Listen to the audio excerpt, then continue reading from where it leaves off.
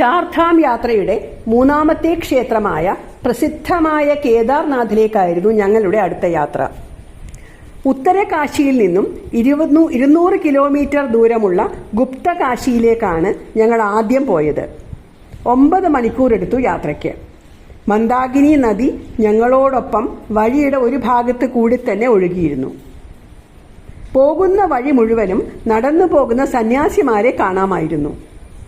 സമുദ്രനിരപ്പിൽ നിന്നും 1319 മീറ്റർ ഉയരത്തിൽ കേദാർ സെക്ടറിൽ ഹിമാലയത്തിന്റെ ഗർവാൾ ഭാഗത്ത് രുദ്രപ്രയാഗ് ഡിസ്ട്രിക്റ്റിലാണ് ഗുപ്തകാശി.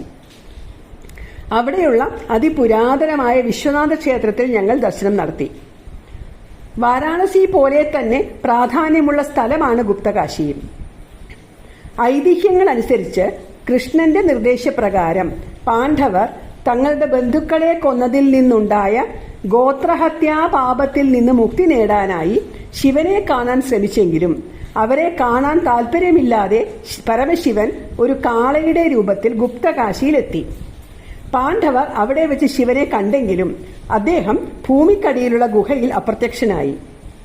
ശിവൻ അപ്രത്യക്ഷനായ സ്ഥലമായതുകൊണ്ടാണ് ഗുപ്തകാശി എന്ന് പേര് വന്നത്. ത്രിയുഗി നാരായൺ ഗ്രാമത്തിൽ വെച്ച് നടന്ന ശിവപാർവതി വിവാഹത്തിന് മുമ്പ് അവർ കണ്ടുമുട്ടിയത് ഗുപ്തകാശിയിൽ വെച്ചാണ് എന്നാണ് വിശ്വാസം.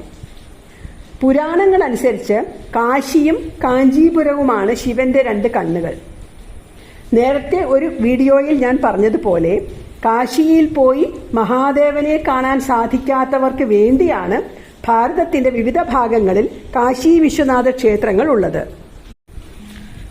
ഉത്തരാഖണ്ഡിലെ ഉത്തരകാശിയും ഗുപ്തകാശിയും, തമിഴ്നാട്ടിലെ തെങ്കാശി, ഒഡീസയിലെ ഭുവനേശ്വറിലുള്ള കാശി, നാസിക്കിലുള്ള കാശി, ഹിമാചൽ പ്രദേശിലെ മണ്ഡിയിലുള്ള കാശി, ഇവയ്ക്കെല്ലാം വാരാണസിയുടെ അതേ ശക്തി തന്നെയാണ് ഉള്ളതെന്നാണ് വിശ്വസിക്കുന്നത്.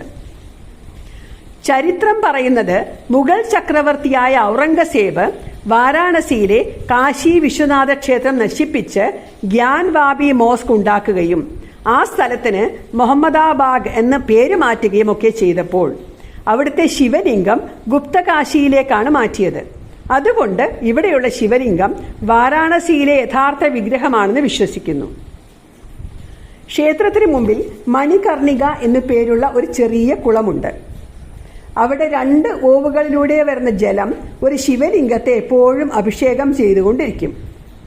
അത് ഗംഗയും യമുനയുമാണെന്നാണ് വിശ്വാസം. യമുന ഒരു പശുവിന്റെ മുഖത്തിൽ നിന്നും ഗംഗ ആനയുടെ തുമ്പിക്കൈയിൽ നിന്നുമാണ് പുറത്തേക്ക് വരുന്നത്. ഒരുപാട് പേർ അവിടെ നിന്ന് ജലം ശേഖരിക്കുന്നുണ്ടായിരുന്നു. ക്ഷേത്രത്തിന്റെ പ്രധാന ശ്രീകോവിലിന് മുൻപിൽ 2 ദ്വാരപാലകരുടെ വിഗ്രഹങ്ങളുണ്ട്. പ്രധാന വാതിലിന് മുകളിൽ ശിവന്റെ തന്നെ രൂപമായ ഭൈരവന്റെ വിഗ്രഹമുണ്ട്. പ്രധാന ക്ഷേത്രത്തിന് ഇടതുവശത്ത് ഒരു അർദ്ധനാരീശ്വര ക്ഷേത്രമുണ്ട്. അതിനു മുൻപിൽ നന്ദികേശന്റെ ഒരു ലോഹപ്രതിമ ഉണ്ട്. അർദ്ധനാരീശ്വര ക്ഷേത്രത്തിന് മുൻപിലായി ലോഹം കൊണ്ടുള്ള ഒരു വലിയ ശൂലവും വച്ചിട്ടുണ്ട്. ഗുപ്തകാശിയിൽ നിന്നും 122 കിലോമീറ്റർ ദൂരമുള്ള പിപ്പൽകോട്ടി എന്ന സ്ഥലത്താണ് ഞങ്ങൾ അന്ന് താമസിച്ചത്. പിറ്റേ ദിവസം രാവിലെ ഞങ്ങൾ പിപ്പൽകോട്ടിയിൽ നിന്ന് 30 കിലോമീറ്റർ അകലെയുള്ള സോനപ്രയാഗിൽ ഏകദേശം 2 മണിക്കൂർ കൊണ്ട് എത്തി. സോനപ്രയാഗിൽ വെച്ചാണ് മന്ദാകിനി നദി സോന ഗംഗയുമായി ചേരുന്നത്. അവിടെ നിന്നാണ് ശിവപാർവതിമാരുടെ വിവാഹം നടന്ന ത്രിയുഗി നാരായണിലേക്കും പോകേണ്ടത്. കേദാർനാഥിലേക്ക് പോകേണ്ട വാഹനങ്ങൾ സോനപ്രയാഗ് വരെ മാത്രമേ പോകുകയുള്ളൂ. അവിടെ നിന്ന് ജീപ്പിൽ കേദാർനാഥിന്റെ ട്രക്കിംഗ് തുടങ്ങുന്ന ഗൗരീകുണ്ഡിലെത്തി. ഗൗരീകുണ്ഡ് പാർവതീദേവി ശിവനെ ഭർത്താവായി ലഭിക്കാൻ തപസ് ചെയ്ത സ്ഥലമാണെന്നാണ് വിശ്വാസം. അവിടെ ഒരു ചൂട് നീരുറവയുണ്ട്. അത് പാർവതീദേവിക്ക് കുളിക്കാനായി ഉണ്ടാക്കിയതാണെന്ന് വിശ്വസിക്കുന്നു. 22 കിലോമീറ്ററാണ് ഗൗരീകുണ്ടിൽ നിന്ന് കേദാർനാഥിലേക്ക്. നടന്നു പോവാൻ 10 മണിക്കൂറോളം എടുക്കും. നല്ല കുത്തനെയുള്ള കയറ്റമാണ്. ഇടയ്ക്കിടയ്ക്ക് കടകളും മറ്റുമുണ്ട്. നടന്നു പോകുന്ന ആൾക്കാരും കുതിരകളും ഡോളികളും പിട്ടൂവാലകളും എല്ലാം ചേർന്ന് എപ്പോഴും തിരക്കുള്ളതാണ് മുകളിലോട്ടുള്ള വഴി. ഞാൻ 4 പേർ എടുത്തുകൊണ്ടുപോകുന്ന ഡോളിയിലാണ് മുകളിലേക്ക് പോയത്. അത് തന്നെ 5-6 മണിക്കൂർ എടുത്തു മുകളിലെത്താൻ. വൈകുന്നേരത്തോടെയാണ് കേദാർനാഥിലെത്തിയത്. ക്ഷേത്രത്തിനടുത്തായിരുന്നു ഞങ്ങളുടെ റൂം ഏർപ്പാടാക്കിയിരുന്നത്. യമുനോത്രിയിലെയും ഗംഗോത്രിയിലെയും പോലെ അല്ലാതെ ഹിമാലയത്തിലെ തണുപ്പ് എന്താണെന്ന് ഞങ്ങൾ അനുഭവിച്ചറിഞ്ഞത് കേദാർനാഥിൽ വെച്ചാണ്. നടന്നു വന്നവർ എത്തിക്കഴിഞ്ഞ് സന്ധ്യയോടെ ഞങ്ങൾ ക്ഷേത്രത്തിലെത്തി. കേദാർനാഥ് ക്ഷേത്രത്തിന്റെ ദൃശ്യങ്ങൾ സിനിമകളിലും വീഡിയോകളിലും ഫോട്ടോകളിലും ഒക്കെ കണ്ടിട്ടുള്ളത് കൊണ്ട് വളരെ പരിചിതമായിട്ട് തോന്നി. കരിങ്കൽ പാകിയിരിക്കുന്ന മുറ്റം, മനോഹരവും ദൈവികവുമായ ഒരു അനുഭൂതിയാണ് മഞ്ഞു മൂടിയ ഹിമാലയൻ ശിഖരങ്ങളുടെ പശ്ചാത്തലത്തിൽ നിൽക്കുന്ന കേദാർനാഥ് ക്ഷേത്രം നമുക്ക് നൽകുന്നത്. നമ്മൾ ഭൂമിയിൽ തന്നെയാണോ അല്ല മറ്റേതെങ്കിലും ലോകത്താണോ എന്നൊക്കെ നമ്മൾ സംശയിച്ചു പോകും. നടന്നടുക്കും തോറും ക്ഷേത്രം അടുത്തുനിന്ന് കാണുമ്പോഴുള്ള അനുഭൂതി വാക്കുകൾ കൊണ്ട് വിവരിക്കാനാകാത്തതാണ്. ചെരിപ്പിടാതെ അവിടെ വരെ നടന്നെത്തിയപ്പോൾ കാലുകൾ മരവിച്ചു പോയെങ്കിലും ക്ഷേത്രത്തിന് മുൻപിലെത്തിയപ്പോൾ ഇവിടെ വരെ വരാൻ സാധിച്ചല്ലോ എന്ന സന്തോഷം കൊണ്ട് എല്ലാ ബുദ്ധിമുട്ടുകളും ഞങ്ങളെല്ലാം മറന്നുപോയി. സ്വപ്നം കാണുകയാണോ, ഇതെല്ലാം യാഥാർത്ഥ്യം തന്നെയാണോ എന്നൊക്കെ ഞങ്ങൾക്ക് തോന്നി. ക്ഷേത്രത്തിന് ചുറ്റും വിവിധ വേഷധാരികളായ സന്യാസിമാർ നിറഞ്ഞിരുന്നു. കാഷായ വസ്ത്രം ധരിച്ചവർ, ശരീരം മുഴുവൻ ഭസ്മം പൂശി കയ്യിൽ മയിൽപ്പീലി കൊണ്ടുള്ള ഒരു ദണ്ഡ് പിടിച്ചവർ, ജടാധാരികൾ എന്നിങ്ങനെ എവിടെ നോക്കിയാലും സന്യാസിമാർ. നമ്മളോട് പൈസ ചോദിക്കുന്നവരും ചോദിക്കാത്തവരുമുണ്ട്. ഇങ്ങനെയുള്ള സ്ഥലത്ത് പോകുമ്പോൾ കുറേ രൂപ ചേഞ്ചായി കൊണ്ടുപോകണം എന്ന ബോധോദയം അപ്പോഴാണ് ഞങ്ങൾക്കുണ്ടായത്. എന്തായാലും ഇത്രയും സന്യാസിമാരെ ഒരുമിച്ച് കാണാൻ കഴിഞ്ഞത് ഭാഗ്യമായി തോന്നി. ഞങ്ങൾ സ്പെഷ്യൽ ദർശനത്തിലുള്ള ടിക്കറ്റുകൾ നോക്കിയെങ്കിലും സമയം കഴിഞ്ഞതുകൊണ്ട് അത് മേടിച്ചില്ല. നടന്നു പോകുമ്പോൾ പരിചയപ്പെട്ട ഒരു സന്യാസി ഞങ്ങളെ ഭോലേനാഥ് ക്ഷേത്രത്തിലേക്ക് കൊണ്ടുപോയി. അതിനകം നിറച്ചും ശരീരം മുഴുവൻ ഭസ്മം പൂശിയ നാഗസന്യാസിമാരായിരുന്നു. ഞങ്ങളുടെ കൂടെ വന്ന സന്യാസി അദ്ദേഹത്തിന്റെ കയ്യിലുള്ള കമണ്ഡലു ഞങ്ങളുടെ കയ്യിൽ തന്ന് അതിൽ അവിടെ ഒഴുകി വരുന്ന മന്ദാകിനി ജലം നിറച്ച് അതുകൊണ്ട് ഭോലേനാഥിന് അഭിഷേകം ചെയ്യിച്ചു. സന്യാസിമാർ മയിൽപ്പീലി ദണ്ഡ് കൊണ്ട് ഞങ്ങളെ അടിക്കുകയും അനുഗ്രഹിക്കുകയും ഒക്കെ ചെയ്തുകൊണ്ടിരുന്നു. എന്താണ് സംഭവിക്കുന്നത് എന്ന് പോലും മനസ്സിലായില്ലെങ്കിലും ഇപ്പോൾ ആലോചിക്കുമ്പോൾ രസകരമായ ഒരു അനുഭവമായിട്ടാണത് തോന്നുന്നത്. തണുപ്പ് സഹിക്കാൻ വയ്യാത്തതുകൊണ്ട് റൂമിൽ പോയി വിശ്രമിച്ച് രാവിലെ ദർശനം നടത്താമെന്ന് കരുതി ഞങ്ങൾ റൂമിലേക്ക് പോയി. പിറ്റേ ദിവസം രാവിലെ ക്ഷേത്രത്തിലെത്തിയെങ്കിലും ക്യൂവിന്റെ നീളം കണ്ടപ്പോൾ വൈകുന്നേരമായാലും ദർശനം നടക്കില്ല എന്ന് മനസ്സിലായതുകൊണ്ട് ഞങ്ങൾ ഒരു പൂജാരിയെ സമീപിക്കുകയും അദ്ദേഹം ഞങ്ങളെ സ്പെഷ്യൽ ദർശനത്തിന് സഹായിക്കുകയും ചെയ്തു. കേദാർനാഥ് ക്ഷേത്ര ദർശനം പറഞ്ഞറിയിക്കാനാകാത്ത അനുഭൂതിയാണ് നമ്മളിൽ ഉണ്ടാക്കുന്നത്. ക്ഷേത്രത്തിന്റെ പൗരാണികത വിളിച്ചോതുന്ന തരത്തിൽ ചാരനിറത്തിലുള്ള കരിങ്കല്ലുകൾ കൊണ്ടാണ് നിർമ്മിതി. ക്ഷേത്രത്തിന് മുൻപിൽ നന്ദിയുടെ ഒരു വലിയ കരിങ്കൽ വിഗ്രഹമുണ്ട്. അകത്തെ ചുമരുകളിൽ പഞ്ചപാണ്ഡവന്മാർ, ദ്രൗപദി, ശ്രീകൃഷ്ണൻ ഇവരുടെ പ്രതിമകളുണ്ട്.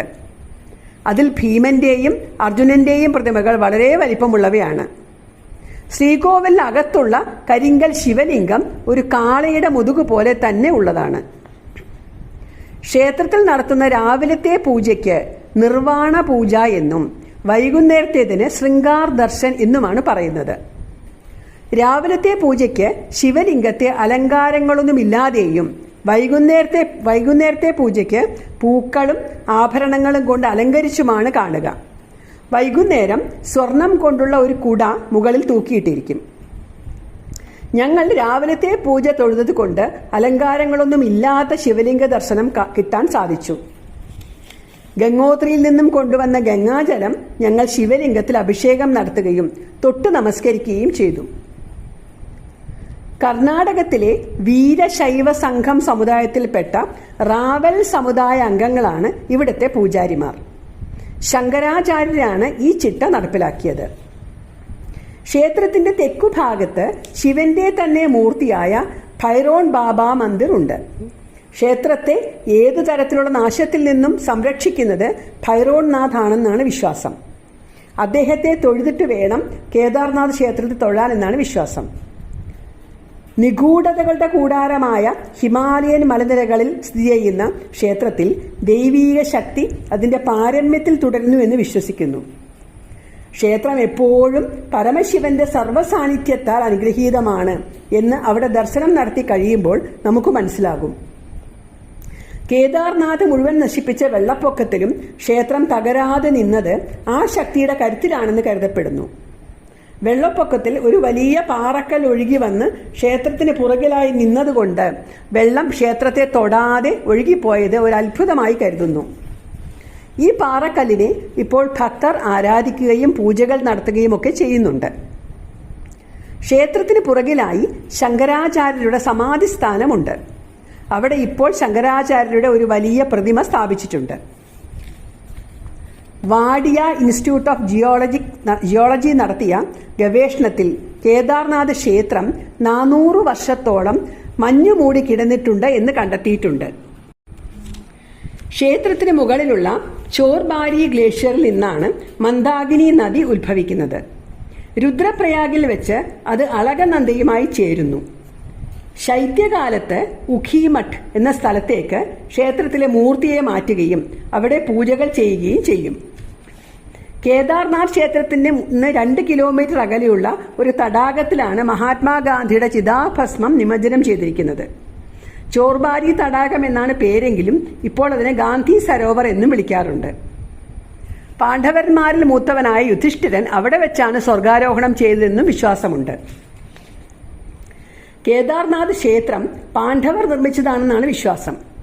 8ാം നൂറ്റാണ്ടിൽ ശങ്കരാചാര്യർ പുനർനിർമ്മിച്ചു. 12 ജ്യോതിർലിംഗങ്ങളിൽ ഒന്നാണിത്. ഗുപ്തകാശിയിൽ വെച്ച് അപ്രത്യക്ഷനായ ശിവനെ അന്വേഷിച്ച് നടന്ന പാണ്ഡവർ കേദാർനാഥിൽ വെച്ച് മേഞ്ഞു നടന്ന ഗോക്കളുടെ കൂട്ടത്തിൽ കാള പരമശിവനാണെന്ന് മനസ്സിലാക്കി. കാളയെ പിടിക്കാനായി ഭീമസേനൻ ശ്രമിച്ചുവെങ്കിലും ഭൂമിക്കടിയിലേക്ക് മറയാൻ തുടങ്ങിയ കാളയുടെ മുതുകിലെ മുഴയിൽ പിടിച്ചു നിർത്തുകയും ചെയ്തു. ഭീമൻ തൊട്ടപ്പോൾ അതൊരു പാറയായി മാറി.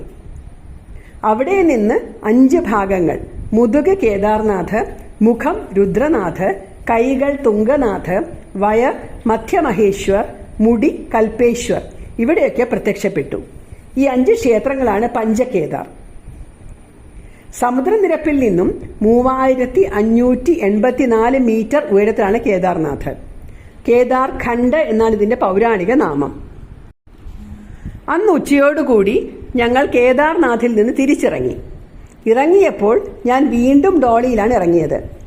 ഈ പ്രാവശ്യം ഡോളി ചുമന്ന നേപ്പാളികളായ 4 ചെറുപ്പക്കാരായിരുന്നു. പേടിക്കേണ്ട, ഞങ്ങളുടെ സ്വന്തം അമ്മയെപ്പോലെ നോക്കിക്കൊള്ളാം എന്ന് കൂടെയുള്ളവരോട് പറഞ്ഞെങ്കിലും ഇത്രയും നന്നായി അവർ എന്നെ ശ്രദ്ധിക്കുമെന്ന് ഞാൻ പോലും കരുതിയില്ല. ഇടയ്ക്കിടയ്ക്ക് എന്നോട് എന്തെങ്കിലും ബുദ്ധിമുട്ടുണ്ടോ എന്ന് അന്വേഷിച്ച് വളരെ ശ്രദ്ധയോടെയാണ് അവർ എന്നെ താഴെ എത്തിച്ചത്. എൻ്റെ ബാഗ് ചുമന്ന് എന്നെ സുരക്ഷിതമായ സ്ഥലത്ത് കൊണ്ടിരുത്തി നടന്നു വരുന്നവർ 1-2 മണിക്കൂർ കൊണ്ട് എത്തും, ഇവിടെ സമാധാനമായിരുന്നാൽ മതി എന്നൊക്കെ പറഞ്ഞിട്ടാണ് അവർ പോയത്. അവരുടെ സൗമ്യമായ പെരുമാറ്റം പ്രൗഢമായ നേപ്പാളി സംസ്കാരം വിളിച്ചോതുന്നതായിരുന്നു. 2 മണിക്കൂർ കഴിഞ്ഞപ്പോൾ നടന്നു വന്നവർ എത്തി. കേദാർനാഥിലേക്ക് നടന്നു പോവാൻ പറ്റുമെങ്കിൽ അത് തന്നെയാണ് എപ്പോഴും നല്ലത്. നടന്നു പോകാൻ പറ്റാത്തവർക്ക് ഹെലികോപ്റ്ററുകളും ഡോളികളുമാണ് സുരക്ഷിതം. കുതിരകൾ ഇടയ്ക്കിടയ്ക്ക് വീഴുന്നത് കാണാമായിരുന്നു. തിരിച്ച് ഗൗരികുണ്ടിൽ നിന്നും ജീപ്പ് മാർഗം സോനപ്രയാഗിലെത്തുകയും അവിടെ നിന്ന് ഞങ്ങളുടെ ഡ്രൈവർ ഞങ്ങളെ പിപ്പൽകോട്ടിയിലെ ഹോട്ടലിൽ എത്തിക്കുകയും ചെയ്തു. കേദാർനാഥ് ക്ഷേത്ര ദർശനം ജീവിതകാലം മുഴുവൻ ഓർമ്മയിൽ തങ്ങി നിൽക്കുന്ന ഒന്ന് തന്നെയാണ് എന്നുള്ളതിന് യാതൊരു സംശയവുമില്ല.